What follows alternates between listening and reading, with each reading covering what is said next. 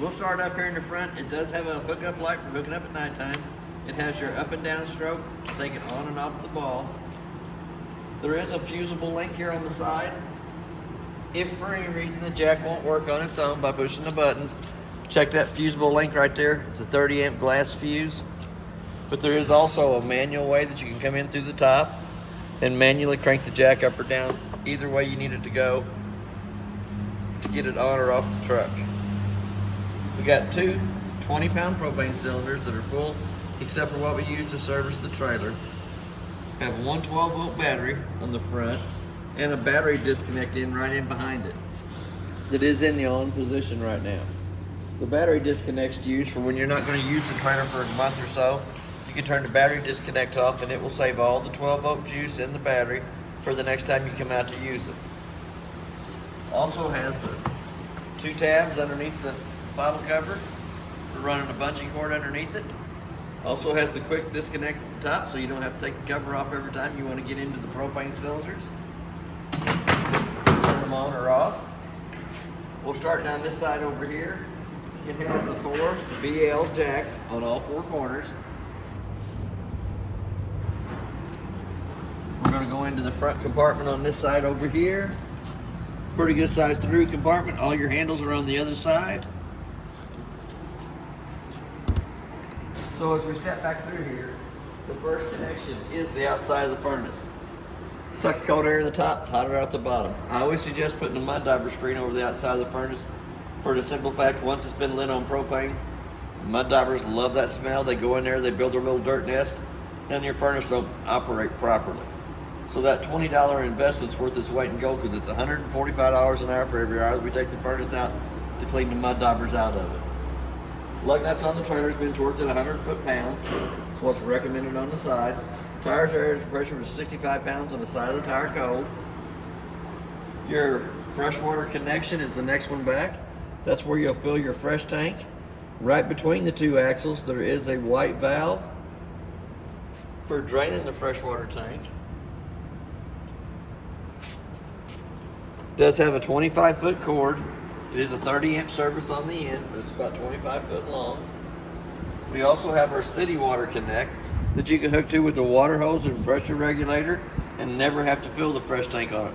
Work right off the water pressure going to the city water connect. Outside of the hot water heater is next. It is kind of warm. You want to pop the pop-off valve to make sure you have water coming out of it before you turn it on to gas on the inside. But it also has an anode rod down in the bottom. That is where you'll drain the hot water heater in between trips and for winterizing. But an anode rod also draws all the impurities out of the water that's in the tank. It eats up that rod instead of eating up the inside of the tank. It is a new anode rod too, just been put in. But that is where you'll drain the hot water heater for winterizing and dewinterizing purposes. We're going to come back to the termination valves next. The 3-inch valve in the back is your toilet water. The 2-inch gray valve in the front will be your kitchen sink, bathroom sink, and your shower water. You have the 2 low water drain points right above that. The red is the hot side of the water system. The blue is the cold side of the water system. Then you have a park cable hookup and a satellite hookup in the back so that if you're at a state park, you can hook to that and you'll have the same cable they have at the park. If you buy the satellite dish that sits out along the side of the trailer, hook up to this and you will be able to get the channels on the dish that it will pick up at the location where you're at. Before I go too far away, we're going to come right back up to this. It does have a stove bin in it. For the stove bin to work properly, the 2 little tabs have to be lifted down. Allows the flapper to flap back and forth. But when you're going to travel, you'll want to push those back up so that it stays secured in one spot and doesn't sit there and flap till it breaks out. We're going to come right on past the back of it. It is prepped for a backup camera up top. It does have a spare tire on the back of it. It's not been torqued on, it's been put on with a wrench, but it is aired up to pressure. We're going to come around to this side over here, 3rd BL jack behind the axles. We also have the 2 outside speakers for the stereo. I'll show you the awning in a minute. We're going to go back to the our tires again. Torqued at 100 foot-pounds on the lug nuts. Air ducted pressure, which is 65 pounds on the side of the tire coat. We're going to skip right past the front door for a minute and right over here to the front. Magnets that holds the door up. This is your little handle for going in the tongue jack to manually crank it up or down. This will be the one that does your BALs all the way around. One more handle inside there, and it is for the TJ strong arms to be able to loosen them up because they sit so far in behind the jacks on the trailer. There is also a place for a solar panel out here, 2-prong plug-in that you plug in that will recharge the battery on the front of the unit only. That's all it does, is to recharge the battery. So we're going to come right out of that. We're going to go right back to the front door. We're going to open it all the way up.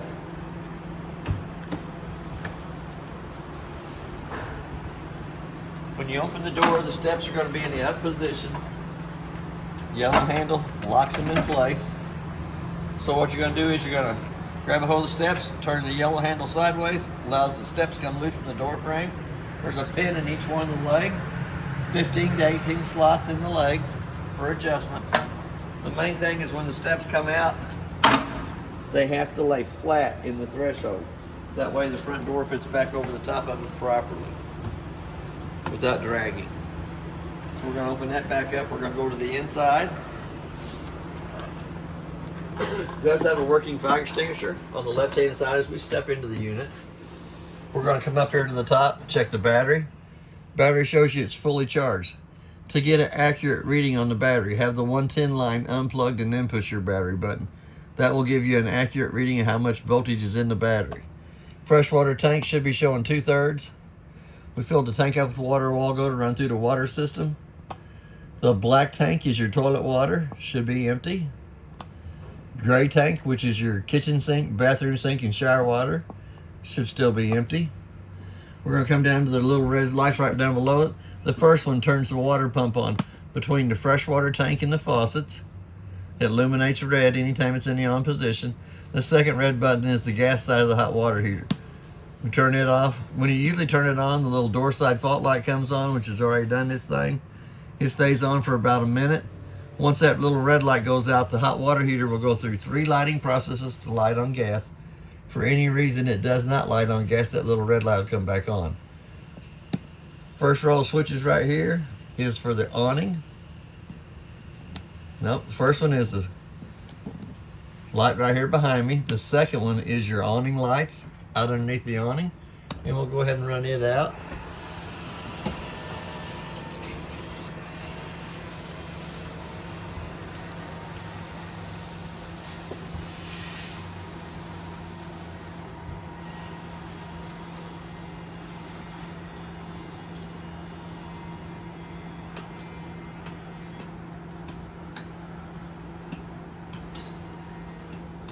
Try to get that skirting to hang straight down, but it's been coiled up too long.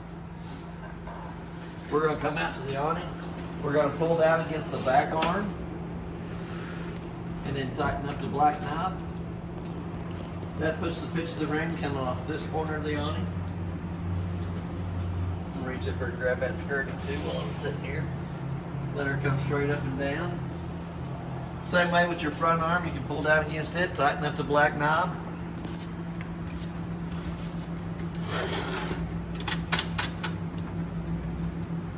Holds it in place. But when you get ready to roll the awning back up, you're going to loosen up both black knobs.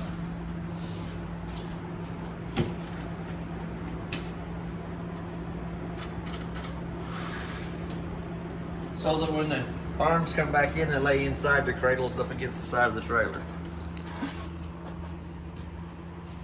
So we're going to skip right past that. We're going to come over here to the desk above the kitchen table. Has to be turned on by hand. Has a little push button in the center. It turns it on and off. There is a place for a TV backer up here. Comes through the little hole in the cabinet. Goes to the 110 plug-in and the TV antenna booster in the ceiling in the compartment. Green light indicates that the TV antenna booster is working. So I'm going to shut it back off. tabletop comes off the 2 pedestals, goes down between the 2 benches. The 2 back cushions go across the top of the table to make a smaller bed in this area right here.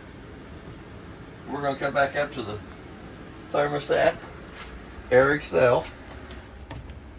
We're going to start with the fan low, fan high, hitting the remote button down at the bottom. It's going to show you cool, cool low, cool auto, and cool high.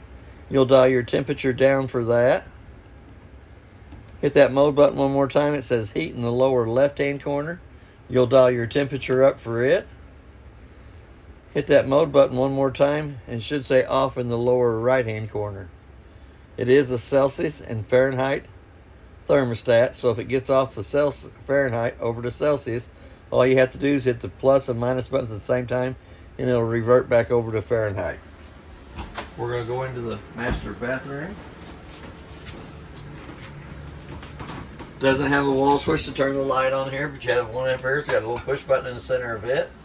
We have a knurled knob in the vent in the ceiling that manually cranks it up. Turns on the little fan for pulling moisture out. We're going to turn it back off. Crank it back down. We also have our GFCI outlet in the bathroom by the right side of the bathroom sink. Anytime you plug a 110 appliance into it and it won't work, you might have to reset the breakers here on the front of that. Has a single foot flush on the side of the toilet. Come over here to the side, push down halfway, fills with water, fills and dumps. Still got the water pressure on. We also have hot water on the left side, cold water on the right side of all the faucets. Do have a stopper in the sink so you can wash your hands, brush your teeth, whatever you need to do. And it has a rubber band holding the shower doors together. I hate to show you that, but it's right around the corner to hold them sliding doors in place while you're traveling. We're going to come back to the refrigerator. We're going to open it up. There's 2 thermostats in it. There's one at the top for the freezer section, and there's one in the bottom for the refrigerator section. It's only been on for a couple hours, but it's already starting to make frost up in the top. Feels pretty good and cold down in the bottom. I'm gonna shut them 2 doors. We'll put this little holder back over here. We're going to come back up to the microwave. On the microwave, there is a clock button on there. Let's hit the clock button. Let's say it's 2:30. Hit that clock button again till the 2 center eyes are flashing. The only reason I set the time on the microwave is I can tell if the trailer's lost 110 power to it when I come back and it doesn't have the proper time. Usually here at the store, it's because somebody's come by, unplugged my trailer, plugged their trailer in, realized what they've done, they've unplugged my trailer again, plugged it back in. If it doesn't have the right time, I can tell if it's lost 110 power coming to it. Come right down below that to the stove vent. It does have a light for the stove top and a fan. For that fan to work properly, the 2 tabs on the outside hood range has to be opened up. Allows that flapper to flap back and forth for when you're pulling air from the inside of the unit to the outside. It does have a glass stove top that we're going to move up twice up out of our way. Kind of makes you a backsplash board there too. We're going to come to the knob. We're going to turn it to the on position using the striker on the left hand side to light all 3 burners up on top. No grabbing out the old long lighter or long match. Same way with your oven knob. You're going to turn it to where it says pilot on. Hold down on it using the same striker on the left hand side for lighting the oven. When the pilot light gets lit, you're going to let it burn for about a minute. Then you can dial your temperature up on it and the oven will light.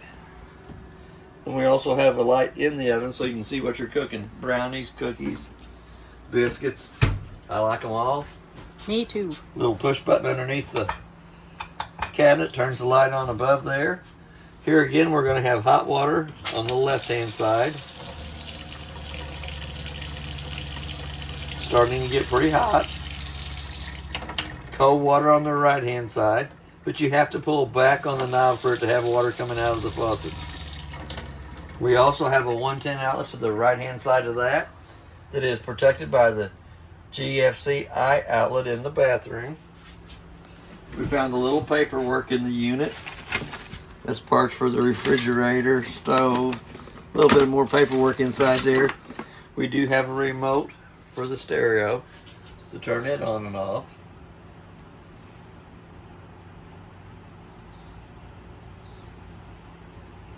Might have to change the battery in it. I do know the stereo works, I had it on a while ago. So let's just go to the old manual button. Here it comes on. Speakers inside and out. We're going to turn Zone A off, which is your inside speakers. Zone B is going to be your outside speakers. It has an HDMI cord hookup and a USB port on the front of it. We'll go ahead and turn that stereo right back off. If I can get it hold my finger. Air conditioner has the quick cool downs on either end that you can come in, open it up, lets all the cold air come right down into the living room area. Once it starts getting chilled in here, you can flip it back to the outside, which goes back to the round vents in the ceiling. All the rest of the lights in the unit have to be turned on by hand. They all have a little push button in them, except for this one. This one comes on by the switch by the door. We're going to go over to the, let's go to the couch first, which butterflies down into a bed. Kind of lifts up on it. Doesn't have much storage underneath it, but it does fold down into the bed using the two armrest cushions for pillows. It does have a fire escape window on this side over here. Red handle lifts up, comes over, goes all the way through the bottom of the window frame for a fire escape window. I'm going to pull it back shut. We're going to have another fire escape window up in the master bedroom area. There is also a place on the wall over here for another TV that gives you all the TV channels that the antenna above us will pick up with the booster on. We also have a 110 outlet on either side of the master bedroom and a USB port on either side of the master bedroom. I understand that's for CPAC machines. Here again, you got two lights in the ceiling, have to be turned on by hand, have little push buttons in the center of those. You have a little closet space on either side. And you should have a little storage up underneath the mattress. Very nice. The four little shoe holders at the end, plus your access into your full cross-through compartment up in the front. You could put a lot of snacks in there. You put a lot in there. And you could hide them. And you could hide them. I'm a fan. Yep. Does have a round brown vent on the wall, bringing heat into the master bedroom. All your AC vents will be in the ceiling. All your furnace vents will be on the cabinets or into the floors. That is basically everything on your trailer. If you have any questions, I'll try to answer them the best that I can. Thank you for your time.